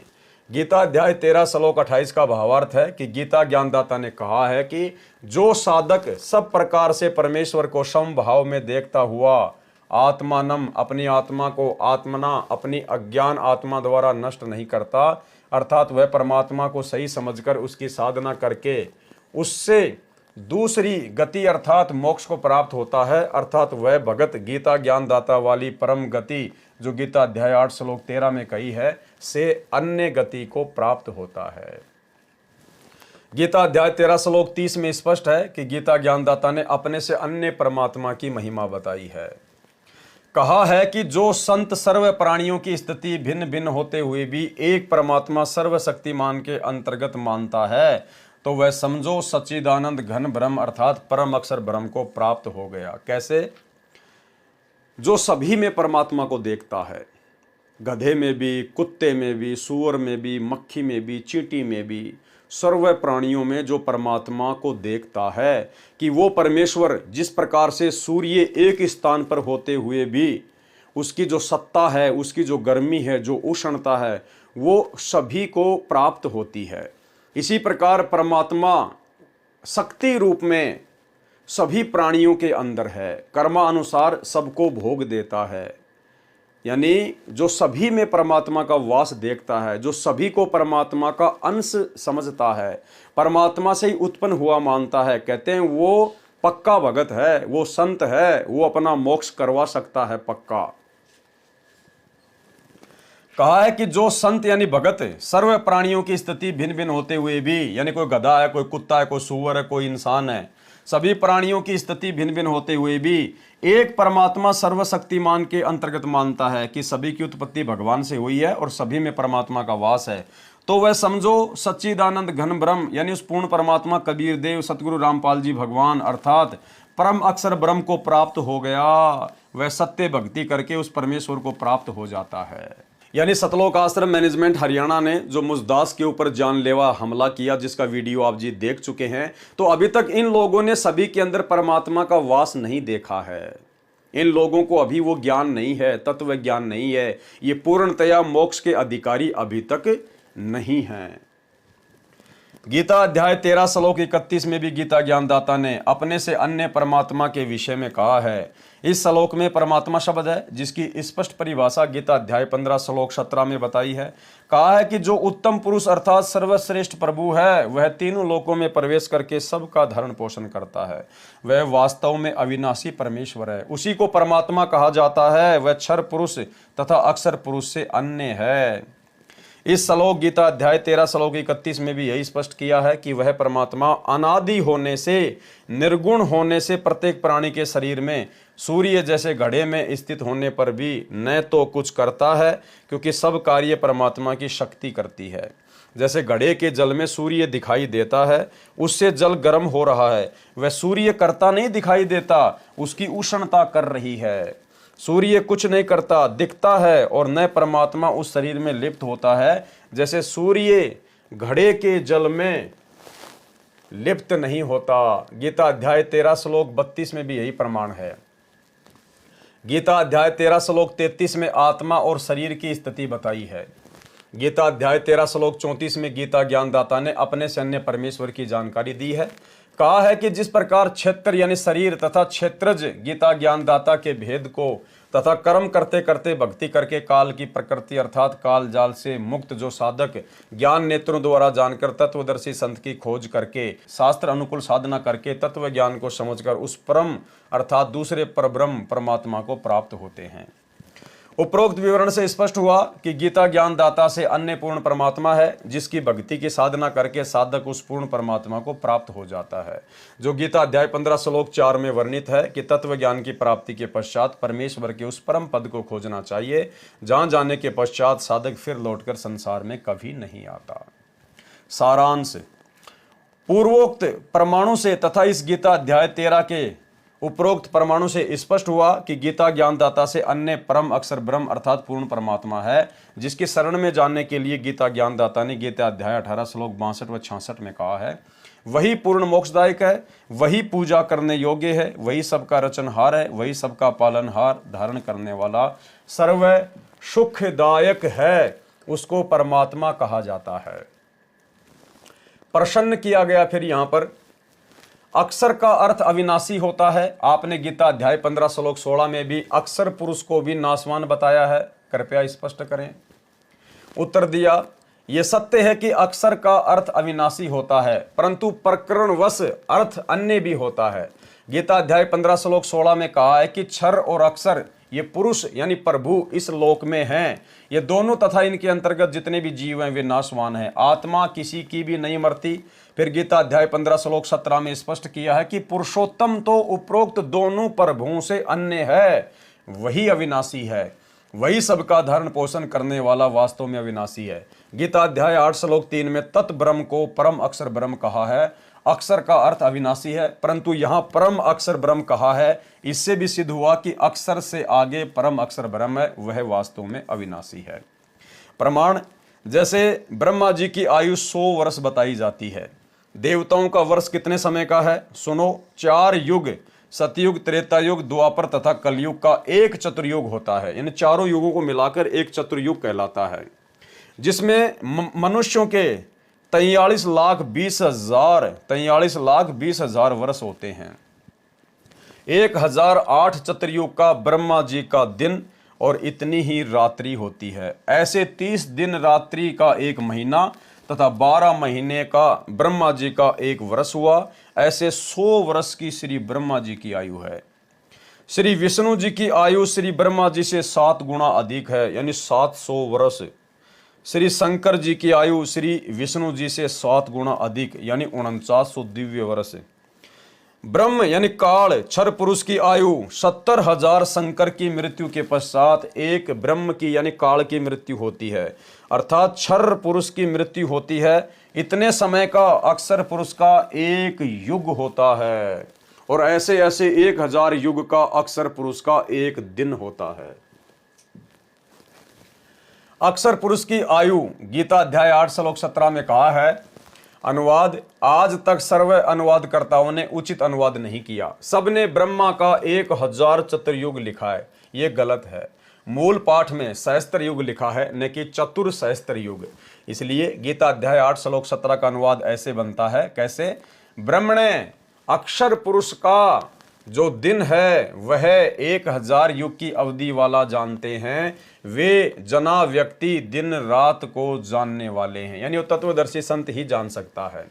भावार्थ, इस श्लोक में ब्रह्म शब्द मूल पाठ में नहीं है और न ही चतुर्युग शब्द मूल पाठ में है। इसमें ब्रह्मण शब्द है, जिसका अर्थ है सच्चिदानंद घन ब्रह्म, अर्थात परम अक्षर ब्रह्म होता है। प्रमाण, गीता अध्याय 17 श्लोक 23 में ब्रह्मण्य का अर्थ सच्चिदानंद घन ब्रह्म किया है, वह अनुवादकों ने ठीक किया है। इस गीता अध्याय 8 श्लोक 17 में आयु का प्रकरण है, इसलिए यहाँ पर ब्रह्मण्य का अर्थ अक्षर ब्रह्म बनता है। यहाँ अक्षर पुरुष की आयु की जानकारी दी है। अक्षर पुरुष का एक दिन उपरोक्त 1000 युग का होता है, यानी 70,000 शंकर की मृत्यु के पश्चात एक क्षर पुरुष यानी काल की मृत्यु होती है। वह समय एक युग अक्षर पुरुष का होता है। ऐसे बने हुए 1000 युग का अक्षर पुरुष का दिन तथा इतनी ही रात्रि होती है।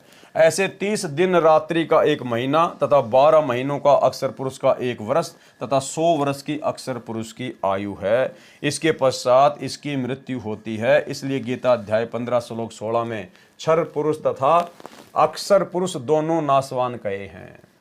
गीता अध्याय 15 श्लोक 17 में जो वास्तव में अविनाशी परमात्मा कहा है, यह परमात्मा सर्व प्राणियों के नष्ट होने पर भी नाश में नहीं आता। यानी कबीर परमात्मा सतगुरु रामपाल जी का किसी भी देश काल और परिस्थिति में विनाश नहीं होता, इसलिए इनको अकाल मूर्त कहा जाता है।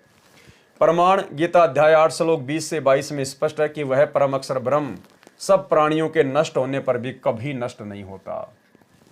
उदाहरण, जैसे सफेद मिट्टी के बने कप प्लेट होते हैं, उनका ज्ञान है कि हाथ से छूटे और पक्के फर्श पर गिरे और टूटे, अर्थात नाशवान क्षर हैं।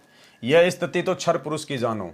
यानी जो काल है, जो क्षर पुरुष है, ये तो समझो चीनी मिट्टी का कोई एक जो है वो पात्र है जो पक्की फर्श पे गिरा और टूट गया। दूसरे नंबर पर अक्षर पुरुष, दूसरे कप प्लेट स्टील यानी लोहे के बने हों, वे बहुत समय उपरांत जंग लगकर नष्ट होते हैं, शीघ्र टूटते व नष्ट नहीं होते। मिट्टी के बने कप प्लेट की तुलना में स्टील के कप प्लेट चिरस्थायी हैं, अविनाशी प्रतीत होते हैं, परंतु है नाशवान। इसी प्रकार स्थिति अक्षर पुरुष की जानो। और तीसरे नंबर पर है परम अक्षर ब्रह्म, कबीर परमात्मा।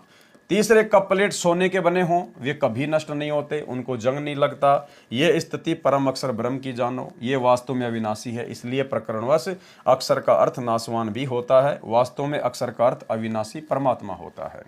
यानी जहां पर अक्षर शब्द अक्षर पुरुष के लिए आएगा वो तो नाशवान है, और जहां पर अक्षर शब्द परम अक्षर ब्रह्म यानी कबीर जी के लिए आएगा तो वास्तव में अक्षर का अर्थ वहां पर अविनाशी परमात्मा होता है। उदाहरण के लिए गीता अध्याय 8 श्लोक 11 मूल पाठ में अनुवाद है। इस श्लोक में अक्षर का अर्थ अविनाशी परमात्मा के लिए है। वेद विद तत्वदर्शी संत अर्थात वेद के तात्पर्य को जानने वाले महात्मा जिसे अविनाशी कहते हैं। देखो भाई और बहनों, आप लोगों को समझ में आ जाना चाहिए परमेश्वर सतगुरु रामपाल जी भगवान के विषय में कि ये नाशवान है या फिर अविनाशी हैं। आज हमारे गुरुदेव तत्वदर्शी संत की भूमिका निभा रहे हैं, तत्व ज्ञान का प्रचार कर रहे हैं। अब तत्व ज्ञान को जानने वाले तत्वदर्शी महात्मा को यहां पर अविनाशी कहा गया है। क्या कहा गया है? इस श्लोक में अक्षर का अर्थ अविनाशी परमात्मा के लिए है। तत्वदर्शी संत अर्थात वेद के तात्पर्य को जानने वाले महात्मा जिसे अविनाशी कहते हैं। तो आज भाई वेद के तात्पर्य को जानने वाला एकमात्र तत्वदर्शी धरती पर कौन है? सतगुरु रामपाल जी। तो ये अविनाशी परमात्मा है।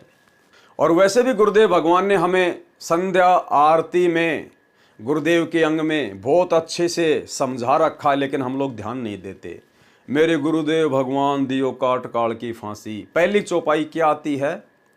अवगुण किए घनेरे फिर भी भले बुरे हम थारे। हम किससे अर्ज कर रहे हैं? अपने गुरुदेव भगवान से, क्योंकि हम गुरुदेव के अंग के तहत गुरुजी से प्रार्थना कर रहे हैं, मेरे गुरुदेव भगवान। अवगुण किए घनेरे फिर भी भले बुरे हम थारे, और दास को जान के निपट नादान मोहे बख्श दियो अविनाशी। हम अपने गुरुदेव को अविनाशी कह रहे हैं। और यहां पर भी जिसको तत्व ज्ञान होता है, जो वेद के तात्पर्य को जानने वाला है, तत्वदर्शी संत अर्थात वेद के तात्पर्य को जानने वाले महात्मा जिसे अविनाशी कहते हैं। साधना रत आसक्ति रहित साधक जिस लोक में प्रवेश करते हैं और जिस परमात्मा को चाहने वाले साधक ब्रह्मचर्य अर्थात शिष्य परंपरा का आचरण करते हैं, उस पद को तेरे लिए मैं संक्षेप में कहूँगा। तो यहाँ पर सतगुरु रामपाल जी भगवान अविनाशी सिद्ध होते हैं। अविनाशी, क्योंकि अविनाशी परमात्मा ही तत्वदर्शी संत की भूमिका निभाकर तत्व ज्ञान को प्रकट करता है। अन्य कोई सतलोक का भेद नहीं बता सकता। इसलिए हम सभी भाई बहनों ने अपने गुरुदेव को ही परम अक्षर ब्रह्म जानकर, अपना इष्ट जानकर, अविनाशी परमात्मा जानकर, उस कागज की दाढ़ी मूछ वाली कबीर जी की समझे जाने वाली फोटो को घर से बाहर कर दिया है। इस श्लोक में अक्षर का अर्थ अविनाशी परमात्मा ठीक है। कबीर जी ने सूक्ष्म वेद में कहा है कि गुरु बिन काहू न पाया ज्ञाना, जो थोता बूझ छिड़े मूड किसाना।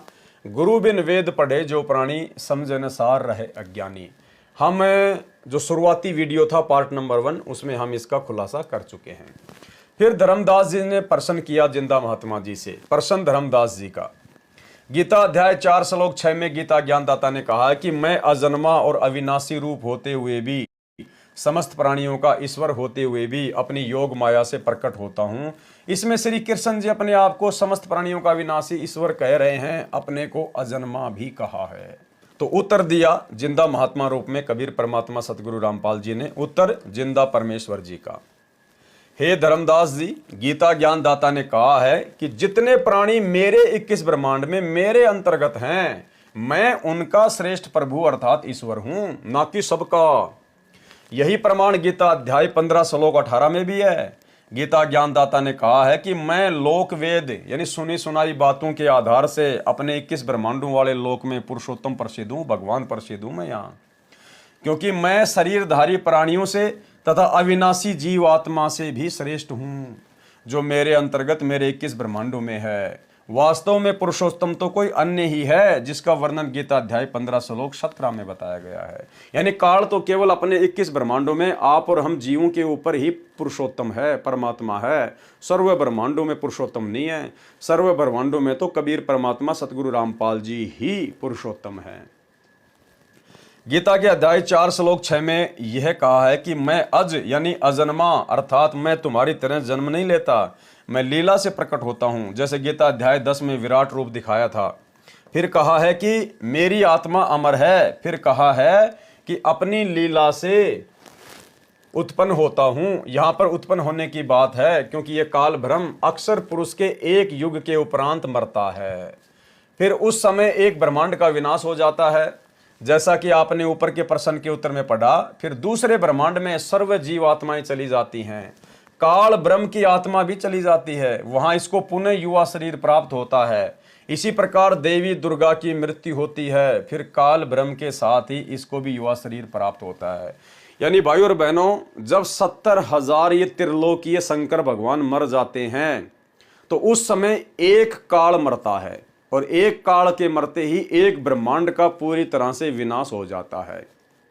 फिर कबीर परमात्मा सतगुरु रामपाल जी अपनी शक्ति से, जैसा उन्होंने विधान बना रखा है, इस काल को और दुर्गा को और इस ब्रह्मांड के सभी प्राणियों को दूसरे ब्रह्मांड में परमात्मा बीज रूप में रख देता है।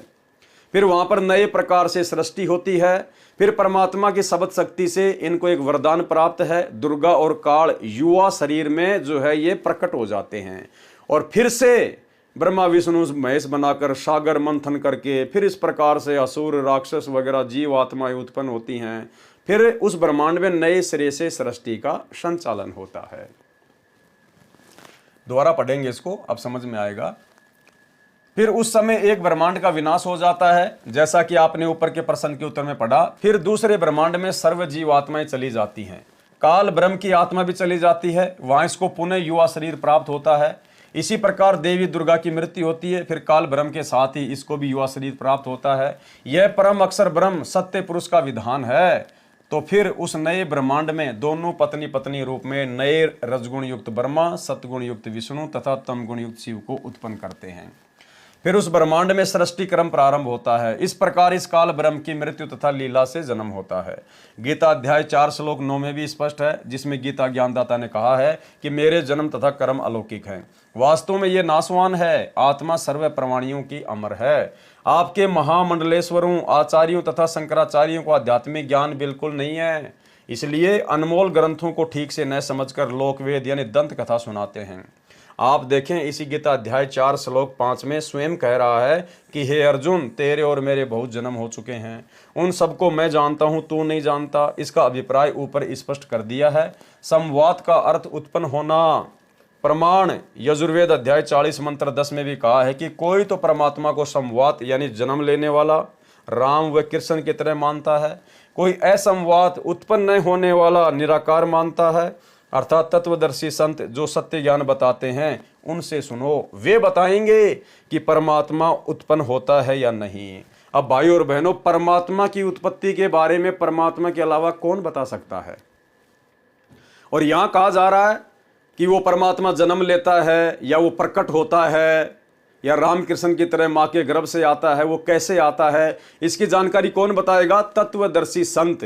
तत्वदर्शी संत वर्तमान में कौन है? सतगुरु रामपाल जी। तत्वदर्शी संत ही उस अविनाशी परमात्मा के विषय में ठीक से बताएगा। तो भाई, भगवान के विषय में भगवान के अलावा दूसरा भला कौन बता सकता है? तो सतगुरु रामपाल जी स्वयं ही अविनाशी परमात्मा है, कबीर भगवान है, सत्य पुरुष हैं। ये स्वयं ही अपने विषय में आकर पूरी जानकारी बताते हैं। वे बताएंगे कि परमात्मा उत्पन्न होता है या नहीं। वास्तव में परमात्मा स्वयंभू है, वह कभी नहीं जन्मा है और न ही जन्मेगा। मृत्यु का तो प्रश्न ही नहीं। दूसरी ओर गीता ज्ञानदाता स्वयं कह रहा है कि मैं जन्मता और मरता हूँ, अविनाशी नहीं हूँ। अविनाशी तो परम अक्षर ब्रह्म है। फिर सवाल किया जिंदा बाबा ने धर्मदास जी से, प्रसन्न जिंदा बाबा परमेश्वर जी का, आप जी ने कहा है कि हम शूद्र को निकट भी नहीं बैठने देते। जब परमात्मा धर्मदास जी के पास में गए थे मथुरा में, जब वो पाठ कर रहा था और जब परमात्मा ने धर्मदास जी से बातचीत शुरू की, तो धर्मदास जी ने अपने आप को सर्वश्रेष्ठ साबित करते हुए कहा कि हम तो शूद्रों को निकट भी नहीं बैठने देते, निकट भी। जिंदा बाबा परमेश्वर जी ने सवाल किया, आप जी ने कहा है कि हम शूद्र को निकट भी नहीं बैठने देते, शुद्ध रहते हैं, इससे भक्ति में क्या हानि होती है? कथनी और करनी में अंतर। भाई और बहनों, आज कबीर सागर के सरलार्थ के ऊपर इस 5वें नंबर के पार्ट में केवल इतना ही, क्योंकि भाई और बहनों, परमात्मा ने जैसा लिखा है हम वैसा ही पढ़ेंगे। ठीक है, इस पार्ट में कुछ विशेष समझने योग्य नहीं था, 2-4 पॉइंट थे जो परमेश्वर ने दया बख्शी, अपनी वास्तविक स्थिति से हमें परिचित करवाया कि तत्वदर्शी संत स्वयं जो है प्रकट होकर अपना तत्व ज्ञान देता है और परमात्मा के विषय में तत्वदर्शी संत ही बता सकता है। तो परमात्मा के विषय में तो भाई परमात्मा के अलावा कोई नहीं बता सकता। अर्थात स्पष्ट हुआ कि परमात्मा खुद ही तत्वदर्शी संत बनकर अपनी सर्व जानकारी उपलब्ध करवाता है। तो भाई और बहनों, अगले पार्ट में हमें बहुत कुछ सीखने को मिलेगा, जानने को मिलेगा, बहुत सारी जानकारियाँ मिलेंगी। और जैसे जैसे हम आगे बढ़ते चले जाएंगे भाई और बहनों, हमारी रुचि बढ़ती चली जाएगी, क्योंकि बहुत सारे गहरे गहरे रहस्य, बहुत सारी बातें जिनको हर भगत भाई बहन जानना चाहते हैं, जिनके अंदर जिज्ञासा है, उत्सुकता है, वो सारी जानकारी परमात्मा हमें आगे की वीडियो में धीरे धीरे उपलब्ध करवाएंगे। तो आज के वीडियो में केवल इतना ही। कल रात्रि 8 बजे सभी भाई बहन फिर से लाइव जुड़िए। तब तक गुरुदेव भगवान हम सभी को आज्ञा दे, इजाज़त दे, आशीर्वाद दें। बंदी छोड़ सतगुरु रामपाल जी भगवान की जय हो।